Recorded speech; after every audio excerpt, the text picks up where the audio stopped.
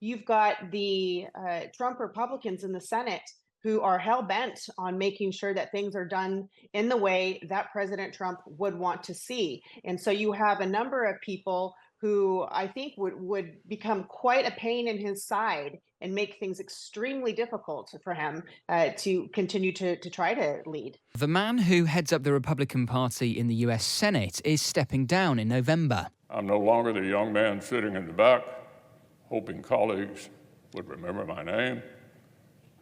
It's time for the next generation of leadership. There'll be a new custodian of this great institution next year. I won't surprise you to know I intend to turn this job over to a Republican majority leader. I have full confidence in my conference to choose my replacement and lead our country forward. There are many challenges we must meet to deliver for the American people, and each will have my full effort and attention. I still have enough gas in my tank to thoroughly disappoint my critics, and I intend to do so with all the enthusiasm with which they've become accustomed. Well, no one has held that post for longer than Mitch McConnell, who turned 82 last week. Aides said his announcement was unrelated to his health, although the Kentucky senator had a concussion from a fall last year and 2 public episodes where his face briefly froze while he was speaking. Either way, Mitch McConnell has become one of the most significant figures in US politics over recent decades. So how might the Republican Party change in his absence? Let's speak to Amy Tarkanian, a GOP strategist and a former chair of the Nevada Republican Party. Good morning, Amy. Good morning. Why is Mitch McConnell such an important figure in Washington? Well, first of all, he's been in the Senate longer than any other member. He actually entered the Senate in 1985, so he's been there for 38 long years.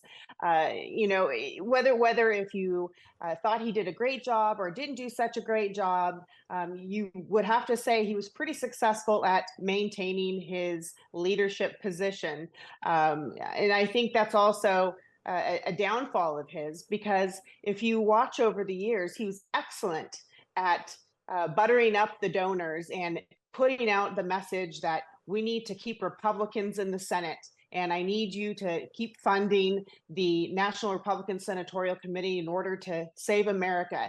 But then he would meddle in primaries, and he would make sure that he would put the money only behind those candidates that would promise to keep him in that leadership position. So in the end, I don't think there's going to be a lot of love lost, whether if you are considered a Trump Republican or a Nikki Haley Republican for that matter. I think we are ready to have a fresh person in that position. Yeah, I mean, he navigated the rise of Donald Trump relatively successfully, bearing in mind he became leader of the Republicans in the Senate when George W. Bush was still president. So he saw big changes in the party over that time, but retained his leadership position. I just wonder, though, Amy, how will history judge him? Because he voted to acquit Trump in both of his impeachment trials. And in particular, that second impeachment trial after the storming of the Capitol on January the 6th in 2021, there was speculation that Mitch McConnell might actually vote to convict him. He didn't in the end.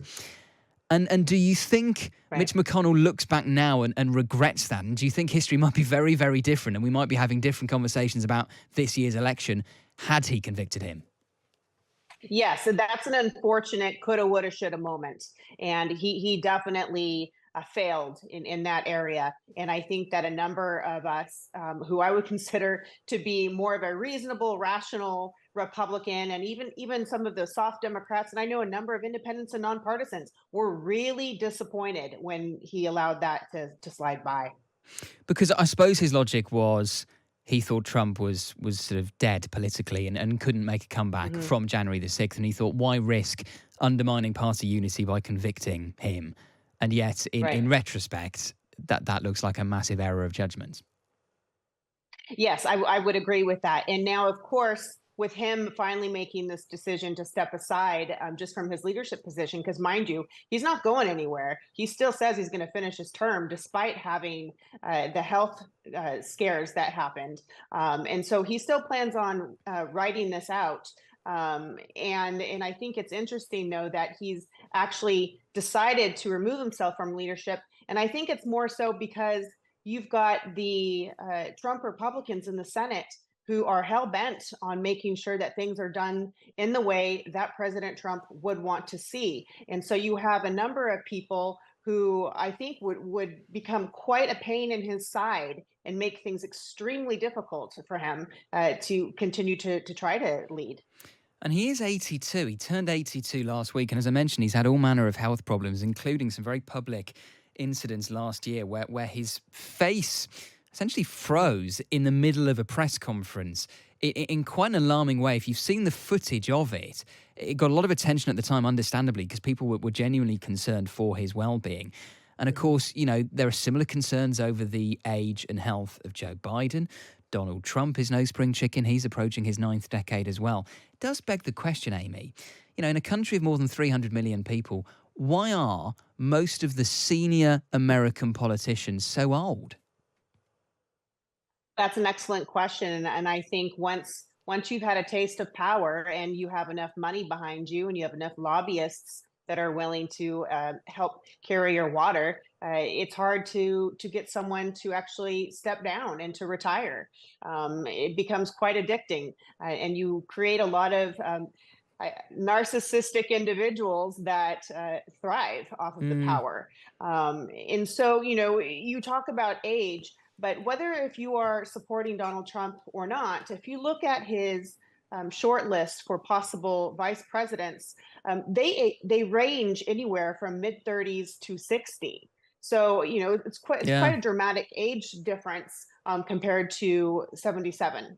But yeah, exactly. And it feels like quite a new problem in the sense that, Bill Clinton, Barack Obama, Jack Kennedy, all elected in their 40s. When Ronald Reagan ran first time around, he was in his late 60s and people thought that was old. And now we've got Joe Biden running in his early 80s.